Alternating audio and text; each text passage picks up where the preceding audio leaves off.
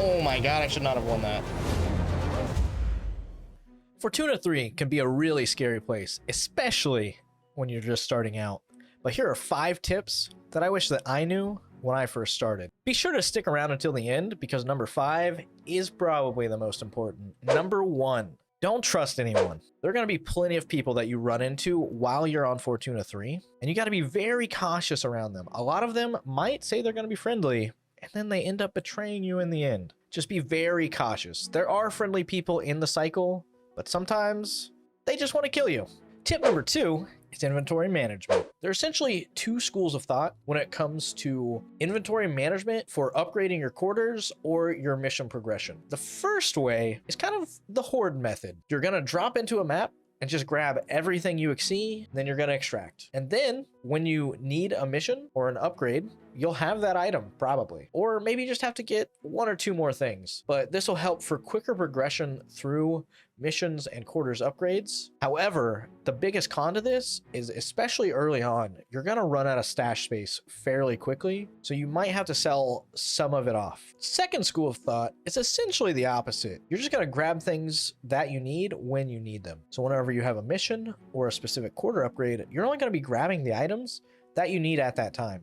And if you happen to grab some extra stuff, then you can just sell it to a faction vendor and make some rep and some K-marks. I'll talk a little bit about the rep later on in another tip. One of the biggest pros to this is that your stash will not get overfilled with a bunch of random stuff that you really don't need at that time. And the other pro is, as you're grabbing other stuff, you're just selling it and you're making more money. However, your progression is going to be a little bit slower because you don't already have that stuff readily available, and you'll have to go back out there and get it again. Speaking of quarters upgrades, this brings us to tip number 3, and that is you want to prioritize your safe pocket and your stash size from the very beginning. They are single-handedly the most important upgrades that you can get. Stash size will obviously help you hold more things, whether it just be items for missions and upgrades, or maybe armor, gear, health items, grenades. And your safe pocket is your pocket that you can put a couple items in that even if you die, you'll be able to extract with those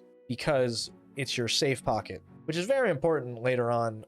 The bigger you make your safe pocket, the bigger items you can pull out, or the more items you can pull out. It's very important to get those going as fast as possible. That's not to say that the generators aren't important, because they are. They can get you money over time, even when you're not playing the game. So don't forget to collect them, but they do come secondary to stash size and safe pocket size. And that brings us to tip number 4, faction prioritization. As you complete jobs and missions, you're going to gain reputation for various factions. And when you sell items, you're going to sell them to specific faction vendors. So that way you can gain reputation for that faction.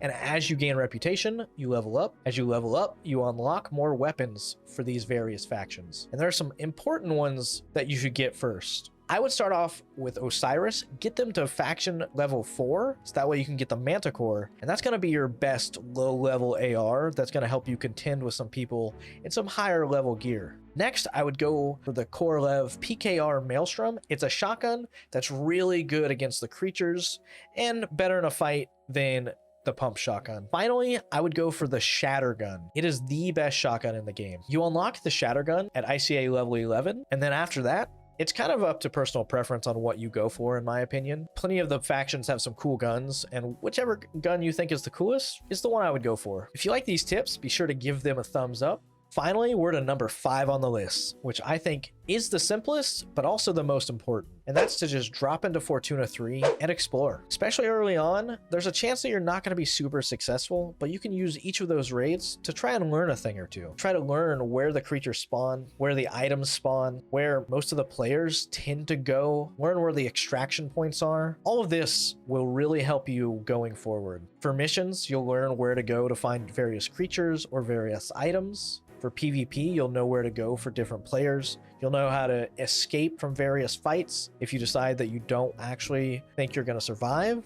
And overall, you're just going to have a better understanding of how to play the map each raid, depending on what you want to do. Here's a bonus tip for you. Before you drop into Fortuna 3, make sure you insure all your gear. That way you're making some sort of money even if you die. Comment down below which one of these tips you found to be the most useful, or if you'd like me to go into more detail on, I can make another video for it. You could also try to catch me live on stream where I can just explain it to you in real time. As always, thank you for watching and subscribe for more content like this, and I'll see you on the next one.